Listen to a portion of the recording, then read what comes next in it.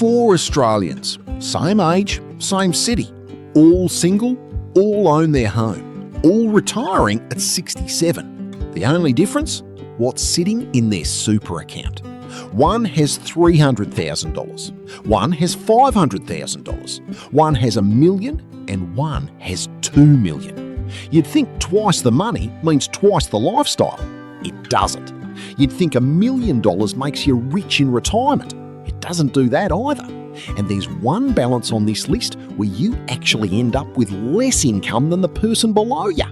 Let me show you what each of these retirements actually looks like, day to day, dollar for dollar. Before we get into the 4 levels, you need to know 3 numbers. These are the rules of the game in 2026.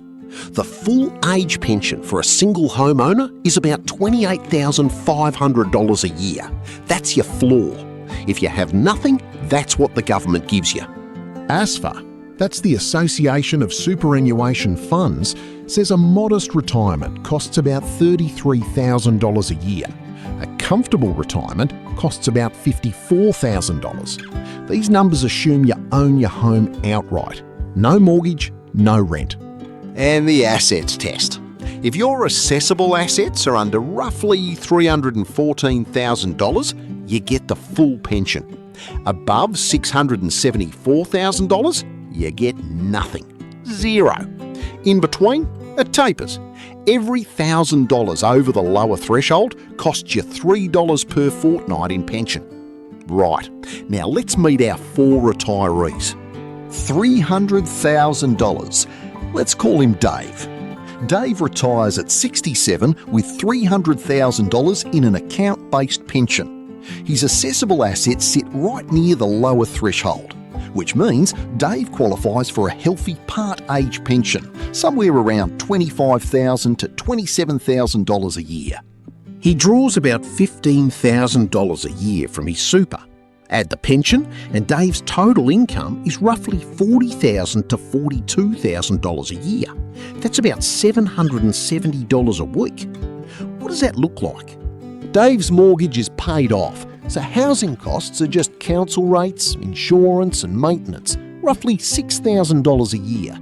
Groceries for one person, about $150 a week, so $7,800. Utilities, internet, phone, another $3,500. Car costs, including rego, insurance and petrol, $4,000. Basic private health insurance, $2,500. That's $23,800 in fixed costs. Leaves Dave about $17,000 for everything else. That's $330 a week of discretionary money. Dave eats out maybe once a week at the local pub. He takes a domestic holiday once a year, a week in Queensland, nothing fancy. He doesn't fly overseas. He buys a new pair of shoes when the old ones fall apart. He fixes things around the house himself. Is Dave struggling? No. Is Dave comfortable? Depends on your definition. Dave's life is predictable, modest and tight. One big car repair or dental bill and he's dipping into the super faster than planned. But here's what most people miss. Dave has something the next person on this list doesn't. The pensioner concession card.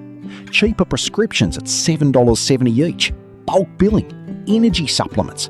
Cheaper car rego in most states. Over a 25-year retirement, that card is worth $30,000 to $50,000 in savings. Dave is quietly doing better than he looks on paper. $500,000. Let's call her Karen. Karen retires at 67 with $500,000 in super. Sounds like a big step up from Dave. And in raw numbers, it is. But here's where the system gets weird. Karen's assessable assets are $500,000. That puts her well into the taper zone of the assets test. Her age pension gets reduced significantly. She's looking at roughly $10,000 to $12,000 a year in part pension. She draws about $25,000 from super. Total income, roughly $35,000 to $37,000. Wait, that's less than Dave. Read that again. Karen has $200,000 more in super. and she's bringing home $3,000 to $5,000 less per year than Dave, because the assets test taper just ate her lunch. This is what I call the taper trap. The zone between $314,000 and $674,000 in assets is the worst place to be. You're too rich for the full pension, but too poor to comfortably self-fund. Every extra dollar in super is costing you $3 per fortnight in pension. Karen's lifestyle looks similar to Dave's, but without the concession card benefits if she drifts above certain thresholds. She pays full price for prescriptions, she doesn't get the energy supplement. Over 20 years, she's paying $30,000 to $50,000 more for the same services. Now, Karen can fix this. If she structures her super properly, and I covered this in my pension pivot video, she can position her assessable assets below the lower threshold and unlock the full pension plus the concession card, while still drawing income from a structured super balance. But most people at $500,000 don't know this exists. They just sit in the taper zone and bleed money quietly. Karen's lesson is brutal but important. More money doesn't always mean more income. The system punishes the middle. $1 million. Let's call him Mike. Mike retires at 67 with $1 million. He's above the upper assets test threshold of $674,000. His age pension? Zero. Not a cent. Mike is fully self-funded. At a 5% drawdown rate, Mike pulls $50,000 a year from super. That's tax-free because he's over 60 and in retirement phase. Total income, $50,000, about $960 a week. Now we're talking about a different lifestyle. Mike's fixed costs are similar to Dave and Karen's, say $24,000 a year. But his discretionary budget is $26,000. That's $500 a week. Mike eats out twice a week, he takes 2 domestic holidays a year, he flies overseas once every 2 years, Southeast Asia, maybe Europe if he finds a deal. He has proper private health insurance. He replaces the car every 8 to 10 years. He helps the grandkids with birthday money. He doesn't check prices at the supermarket the way Dave does. Sounds great, but Mike has a problem he doesn't feel yet. Inflation. At 3.5% per year, Mike's $50,000 has the purchasing power of $35,000 within a decade. His super is shrinking in real terms, while his medical bills are growing. And unlike Dave and Karen, Mike has no pension to fall back on. When the money runs out, it runs out. At $50,000 a year with a 5% net return, Mike's million lasts until roughly age 87. If he lives to 92, and 1 in 4 Australians will, he's got 5 years with no income and no pension safety net. Mike's retirement is comfortable, but it has an expiry date. $2 million. Let's call her Susan. Susan retires at 67 with $2 million in super.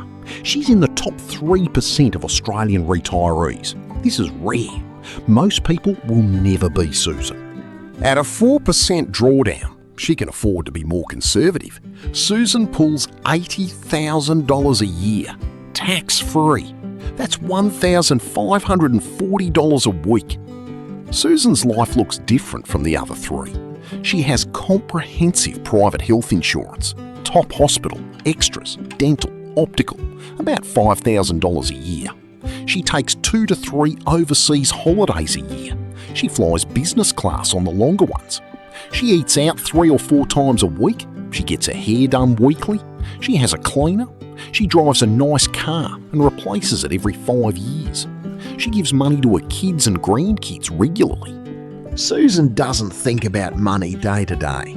She doesn't check her bank balance before buying groceries. That mental freedom, not the holidays or the nice car, is the real difference between $2 million and $300,000. But Susan pays a price too. From July 2026, Division 296 means her investment earnings on the amount above $3 million get taxed at 30% instead of 15. She's under that threshold now, but if her super grows at 7% per year, she'll cross $3 million within 8 years. The government is coming for Susan's money too, just not today. And Susan's $80,000 a year drawdown with a 5% net return? Her $2 million lasts well past age 95. She's the only person on this list who will almost certainly never run out of money. So here's what most people get wrong. They think retirement is a straight line. More money, better life. It's not. It's a staircase with a trap in the middle. At $300,000, you're modest but protected. The pension and the concession card carry you. At $500,000, you're in no man's land. Too much for full pension benefits, not enough to live well without them. At $1 million, you're comfortable but racing a clock. At $2 million, you're free, but the tax man is watching. The single most important thing isn't the number in your super account, it's understanding where you sit on that staircase and structuring your money to work with the system, not against it. And if you're watching this thinking, I'm in the taper trap, go watch my video on how the pension pivot works. It could change your entire retirement outcome. Links on screen right now. I'm the Retired Aussie. I'll see you in the next one.